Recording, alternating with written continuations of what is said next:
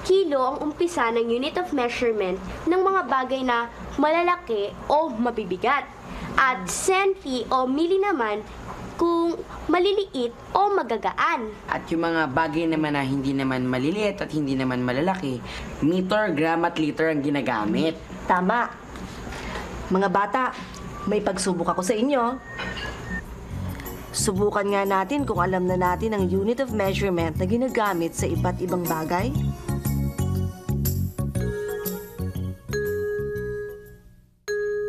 Haba ng mesa.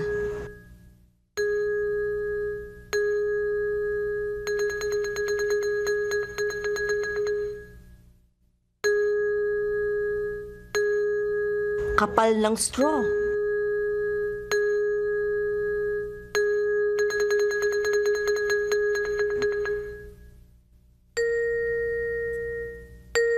Layo ng Bulacan sa Maynila.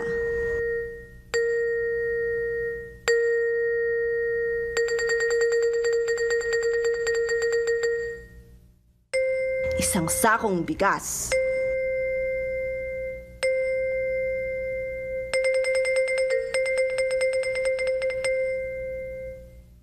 Timbang ng isang bayabas.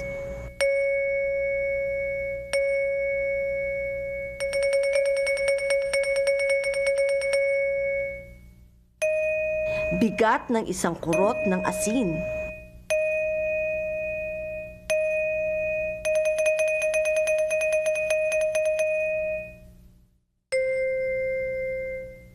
Ang lamang tubig ng isang swimming pool.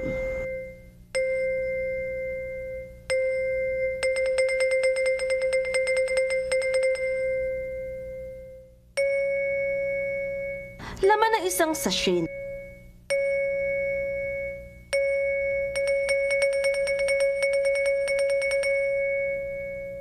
Laman ng karton ng gatas.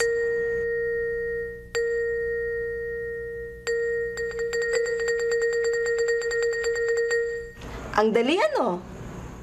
Nakakalito naman yata. Ano kaya ang pagkakaiba ng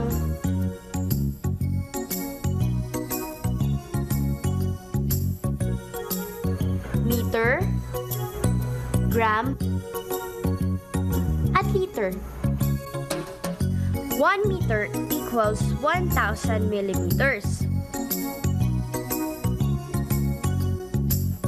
Kung 1 meter ang haba ng 1,000 na langgam na magkakasunod, gaano kahaba ang 1 millimeter?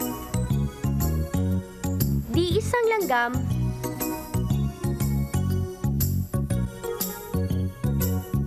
one gram equals 1,000 milligrams. Kung 1 gram ang bigat ng 1,000 na maliliit na sesame seeds, ano ang katumbas ng 1 milligram?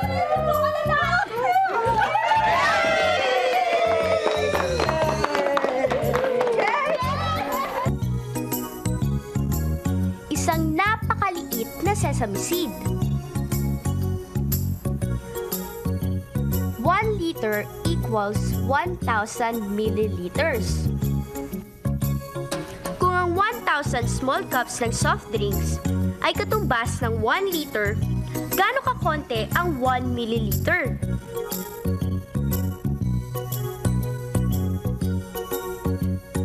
$999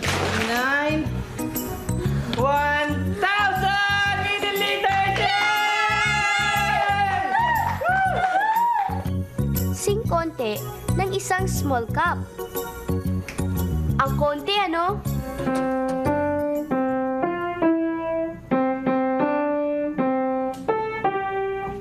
Nahihirapan ba kayong isipin kung gaano kalaki o kahaba ang mga ito?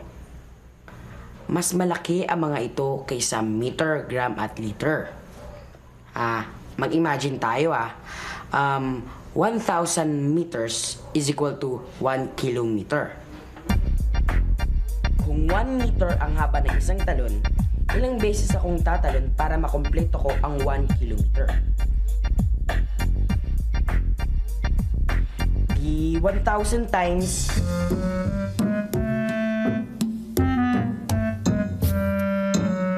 naman. 1,000 grams is equal to 1 kilogram. Kung 1 gram ang timbang ng isang piraso ng potato chip, ilang potato chips ang meron sa 1 kilogram? Di 1,000 potato chips, 1,000 liters is equal to 1 kiloliter. Kung 1 liter ang laman ng isang bote ng soft drink, may ilang bote ng soft drinks ang meron sa 1 kiloliter?